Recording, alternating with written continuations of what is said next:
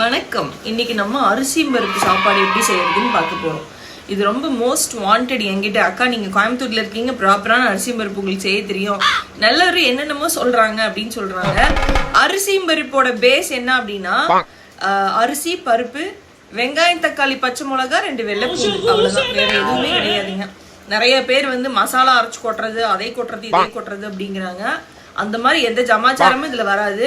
ஏன் சொல்றேன்னா அரிசி பருப்பு இஸ் ஆல்சோ நோன் அஸ் கூட்டாஞ்சோறு. அதாவது அவசரத்துக்கு சமைக்கிறதுக்கு பேர் தான் அரிசி பருப்பு. இதுக்கு என்ன நினைச்சிருச்சுங்க, இதே பிரியாணி லெவலுக்கு பண்ணா அரிசி பருப்போட பேசிக்கான டேஸ்டே அவிஞ்சு போயிடும். அதனால இப்ப நான் செய்யறது தான் ப்ராப்பர் ஆத்தென்டிக் அரிசி பருப்பு. இதுல வேற எதையுமே போட்டுறாதீங்க, சரியா? செய்யலாமா? நிறைய பேர் என்ன பண்ணுவாங்க, இட்லிக்கு மாவு அரிசியில ஊற வைப்போம்ல, இட்லி மாவுக்கு, அந்த மாதிரி பருப்பு பல மணி நேரம் ஊற வச்சிருவாங்க. பருப்பு ஆக்சுவலி ஊற வைக்கவே கூடாது, அரிசி பருப்பு. ஏங்க இது பேரே அரிசி பருப்பு, சட்டு புட்டுன்னு செய்யணும். ஒரு ஆத்திர அவசரத்துக்கு ஒரு உரம்பரை வந்துட்டாங்க, இல்லை நீங்க பிள்ளைங்க பசங்களை பள்ளிக்கூடத்துக்கு எந்திரிக்கிறதுக்கு லேட் ஆயிடுச்சு, சட்டு புட்டுன்னு சமையல் செஞ்சு அனுப்பணும் அப்படிங்கிற மொழி இந்த சமையல் இருக்குது. ஆனா இதையே புரிஞ்சுக்காம இதுக்கு என்னென்னமோ போடுறாங்க. அப்படிலாம் போடாதீங்க, அது அரிசி பருப்புக்கே செய்யற துரோகம், சரிங்களா? அதனால இவ்வளவுதான் மேட்ரு. காட்டவா? நான் ஒரு 7 பச்சை மிளகாய் போட்டிருக்கேன், 2 சின்ன பெரிய வெங்காயம் போட்டிருக்கேன், ஒரு 5-6 பல்லு பூண்டு போட்டிருக்கேன், 2 குட்டி தக்காளி போட்டிருக்கேன். அவ்வளவுதாங்க. இதுல வேற எதுவுமே ஆட் பண்ணிடாதீங்க. இது ஓப்பன்ல வச்சும் சமைக்கலாம், பிரியாணி தம் போடுற மாதிரி ஓப்பன்ல வச்சும் சமைக்கலாம், இப்படி நீங்க சமைக்கலாம். ஆனா ஓப்பன்ல வச்சு சமைச்சா இன்னும் டேஸ்ட் கொஞ்சம் நல்லா இருக்கும். எண்ணெய் பாத்தீங்கன்னா உங்களுக்கு தேவையான அளவு நீங்க எண்ணெய் ஊற்றிக்கலாம், சரியா? நான் எனக்கு தேவையான அளவு ஊத்துறேன். இதுல ஊத்துறா உங்களுக்கு தெரியுமானா நீங்க ஒரு 4-5 கரண்டி எண்ணெய், அதாவது பெரிய டேபிள் ஸ்பூன்ல நீங்க ஊத்திக்கோங்க. ஏன்னா அரிசி பருப்பு மேக்கப் போட்ட பொண்ணு மாதிரி பளபளன்னு இருக்கும். அதுக்காக ரொம்ப பளபளன்னு ஓவர் மேக்கப் ஆயிடக்கூடாது, அதுக்காக சொல்றேன், புரிஞ்சுதா? ஓகே. இப்போ என்ன அப்படின்னா ஃபர்ஸ்ட் கடுகு, எண்ணெய் ஃபர்ஸ்ட் காயணும். காஞ்சதுக்கு அப்புறம் கடுகும், 1/4 ஸ்பூன் சீரகம், சரியா? அவ்வளவுதான். இதுல ஏதாவது அரைச்சு போடணுமா, அதை பண்ணணுமா, இதை பண்ணணுமா எதுவுமே கிடையாது. ஒரு மிளகாத்தூள் கூட போட தேவையில்லை. ஒரு மஞ்சத்தூள் ஒரு 1/2 ஸ்பூன் போட்டீங்கன்னா போதும். வேற எதுவுமே தயவு செய்து போட்டுறாதீங்க. அதுதான் நீங்க அரிசி பருப்புக்கு செய்யக்கூடிய மிகப்பெரிய ஒரு நன்மை. அதனால இதை மட்டுமே ஃபாலோ பண்ணுங்க. இது நல்லா இல்லை அப்படின்னா என் பேரையே நான் மாத்தி வச்சுக்கிறேன். ரொம்ப ஓவரா இருக்கும். சரி, ஓகே, பேரெல்லாம் மாற்ற வேணாம். நல்லா இல்லைன்னா கழுவி ஊற்றுங்க. நல்லா இருந்தால் கண்டிப்பாக என்கிட்ட சொல்லுங்க, அக்கா சூப்பராக இருந்தது அப்படின்னு. ஏன்னா நிறைய பேர் ட்ரை பண்ணி என்கிட்ட சொன்னனால நான் இப்போ இந்த வீடியோ போடுறேன், ஓகேவா? கண்டிப்பாக ட்ரை பண்ணுங்க, அருமையாக இருக்கும். எண்ணெய் காஞ்சிருச்சு, கடுகு போட்டுக்கலாம். கேக்குதா? ராகம் மாதிரி இருக்கியா? ஓகே. இப்போ கடுகு பொரிக்கும் போதே 1/4 ஸ்பூன் தான் போடுறேன். 1/4 ஸ்பூன் சீரகம், ஓகே, cumin seeds. கூடவே எதுக்குமே லேட் பண்ணக்கூடாது, இது அவசர சமையல். அதனால பச்சை மிளகாய், கருவேப்பிலை, அப்புறம் வெள்ளை வெங்காயம் எடுத்து வச்சிருக்கோம்ல, இதை போட்டாச்சு. கூடவே பெரிய வெங்காயம். முன்னாடியே சொன்னேன், இது அவசர சமையல். நீங்க இது ஒரு 5 நிமிஷம் வணக்கலாம், அதை ஒரு 10 நிமிஷம் வணக்கலாம், இந்த கதையே இருக்கக்கூடாது.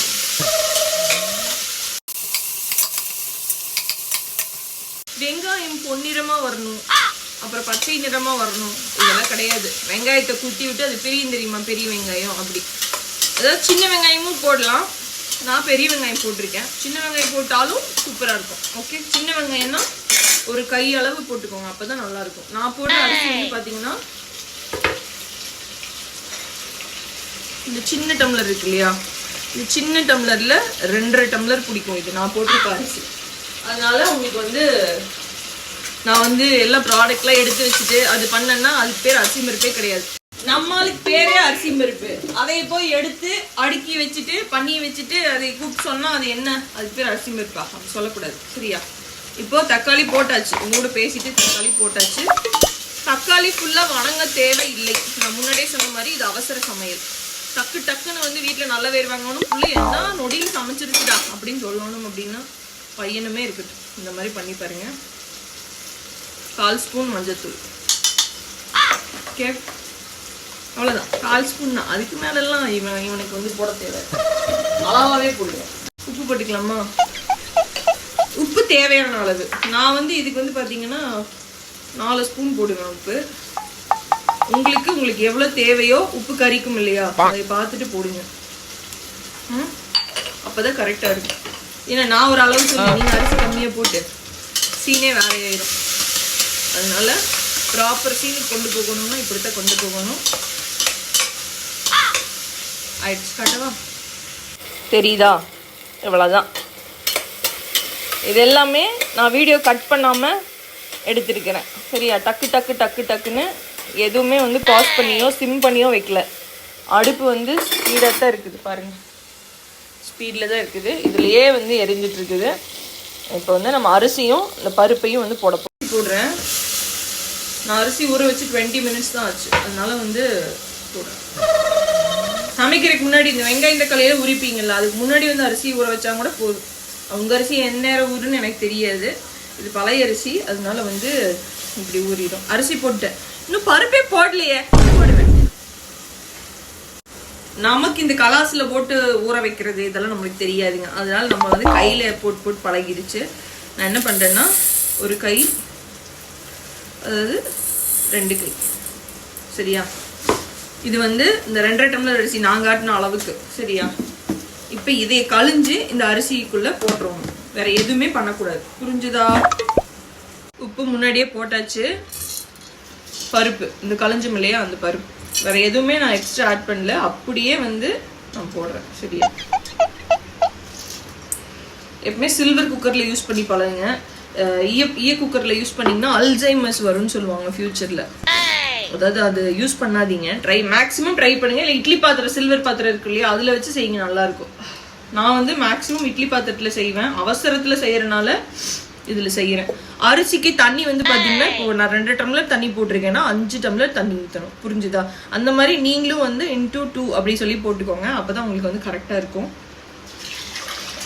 இது வந்து எனக்கு அந்த அளவு தெரியும். அதனால வந்து 1.5 சொம்பு தண்ணி அப்படிங்கறத நான் ஊத்துவேன். இந்த 1/2 டம்ளரையும் 1/2 சொம்பையும். ஓகே, இப்போ இது இப்பவே மூடி வைக்கணுமா அப்படின்னா அப்படி கிடையாது. தலபுலன்னு கொதிக்கும் இல்லையா, அந்த நேரத்துல வந்து நம்ம மூடி வைக்கணும். அப்பதான் வந்து அரிசி வந்து அப்படியே உதிரியா வரும். பிரியாணிக்கு நீங்க வந்து இப்போ 2 டம்ளர் அரிசி போடுறீங்க, 1.5 டம்ளர் தண்ணி ஊற்றுவீங்க, 1 டம்ளர் தண்ணி ஊற்றுவீங்க. அந்த மாதிரி அரிசி பருப்புல பண்ணிடாதீங்க. ஏன்னா அதுல வந்து சிக்கன்லயே வந்து தண்ணி விடும். அதனால அப்படி எல்லாம் பண்ணுவாங்க. இதுல வந்து அப்படி கிடையாது. தயவு செய்து இதுல வேற ஏதாவது மசாலா போடுறது அந்த மாதிரி வேலையெல்லாம், குறும்பு வேலையெல்லாம் பண்ணாதீங்க. அப்புறம் வந்து அரிசி பருப்பு ஏன்டா இவங்க வீட்டுக்கு வந்தோம் அப்படின்னு சொல்லி யோசிக்கிற மாதிரி ஆயிடும். சரியா? இது அவ்வளோ ருசியா இருக்கும். சைட் டிஷ் என்ன தெரியுமா இருக்கு? Potato fry. அதான் நானும் செய்ய போறேன். வெறும் பொட்டேட்டோ ஃப்ரை. ரெடி கேட்குறேன். Potato fry. சரியா? இந்த பொட்டேட்டோ ஃப்ரைல தனியாக எடுத்து வச்சுக்கிட்டு, சாப்பாட்டில் அரிசி பருப்பு சாப்பாடை போட்டுக்கிட்டு, கூட வந்து கொஞ்சம் தயிரை ஊற்றி, லேசாக மலைச்சாரல் மாதிரி உப்பை தூவி, இந்த அரிசி பருப்பு பனஞ்சு ஒரு வாய் விட்டு, கூட ஒரு பொட்டேட்டோ ஃப்ரை ஒரு வாய் விட்டு, அடடடடடா, இந்த பக்கம் 2 சொட்டு ஜொல்லு, அந்த பக்கம் 2 சொட்டு ஜொல்லு.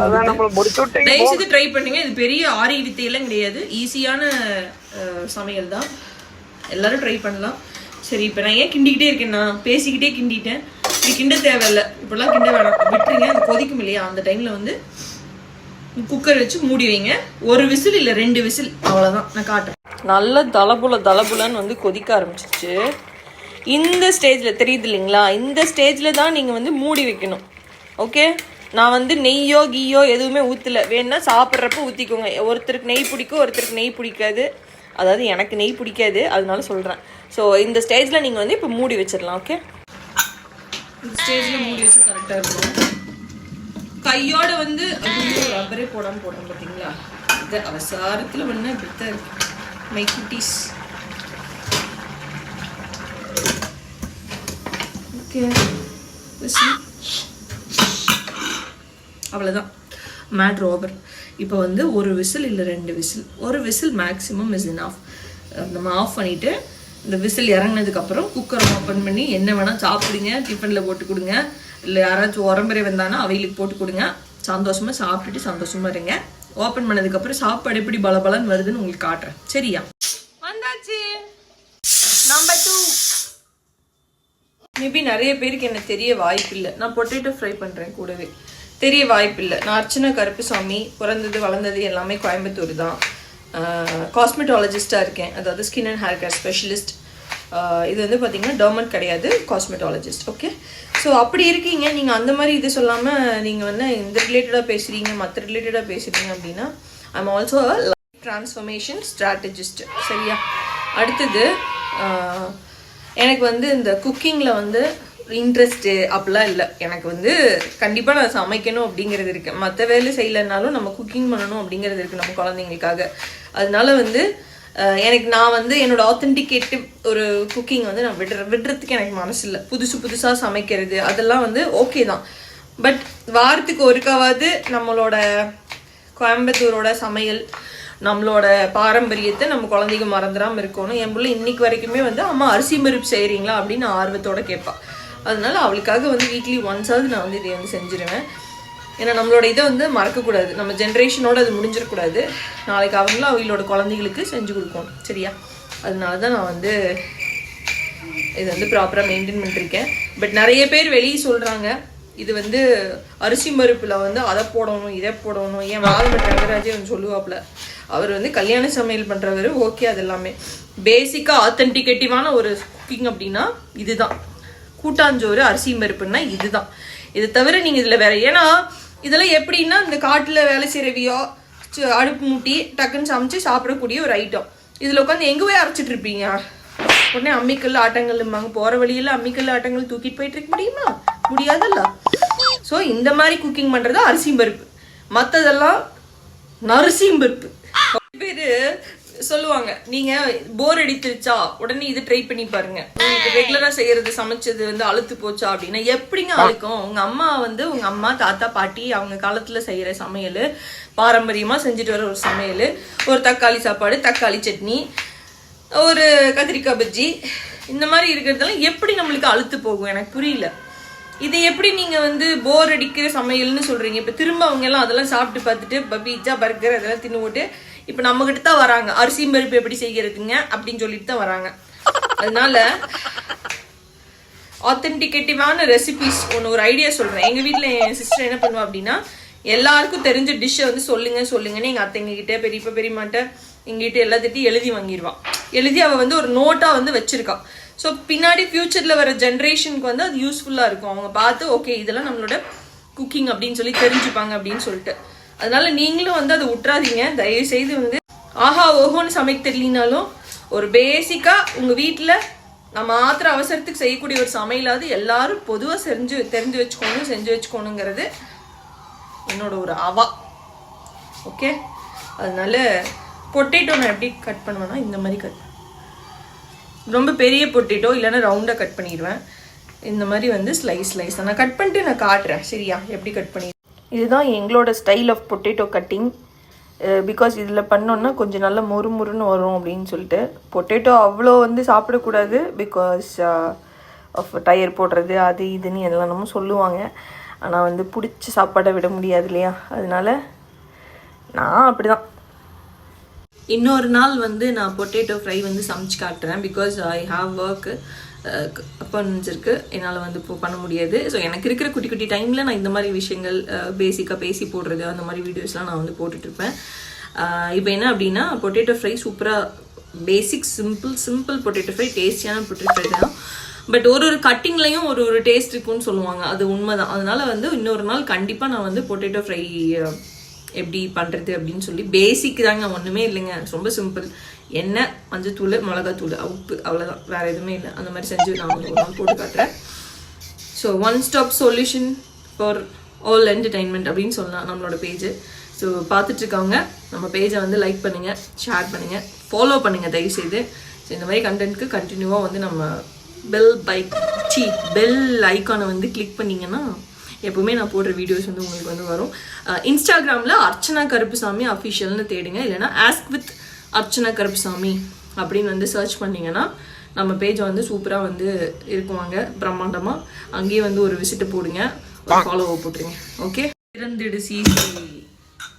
ஆஹா, அருமையாக இருக்குது, நான் காட்டவா? இதெல்லவா அரிசி பருப்பு அப்படிங்கிற மாதிரி சூப்பரான சாப்பாடுங்க.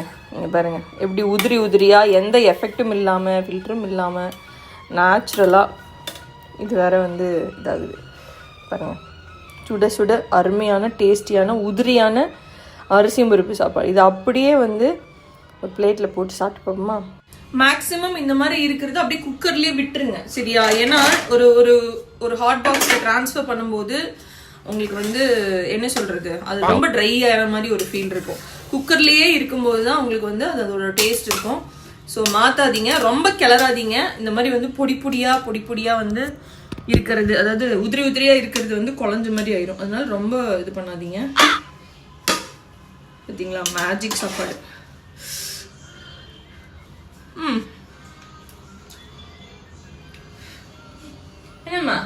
வேணாமா சூப்பராக இருக்கு.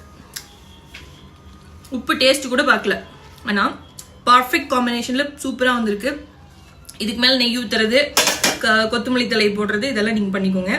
இதுதான் பேசிக்கான ஒரு அரிசி பருப்பு சாப்பாடு.